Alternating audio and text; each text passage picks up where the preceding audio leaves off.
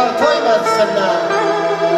Kız oğul dilyer beye, geline, analar bacılar toy etsinler. Çalanlar mərd qoşar, deyər, gülüşər. Uşaqlar bir yanda atılıb düşər. Ötən gəncliyi ilə bir də görüşər. Aksaslı babalar toy etsinler. Toy bizə töhvədir ata babadan. Toy eski olmasın eldən, obadan. İsa'nın şeiri de kalkıp yuvadan. Köylere uzalar, toy etsinler. Köylere uzalar, toy etsinler. Toy etsin elimizden, obamızdan, halkımızın hayatından. Sizlerin bugün bu ziyafette iştirak edenlerin kapısından eskik olmasın. Ağabey eşk olsun, zayıf yolumuz hoşbak olsun. Kendisine yollarmış olsun. Konuklarımıza güç olsun.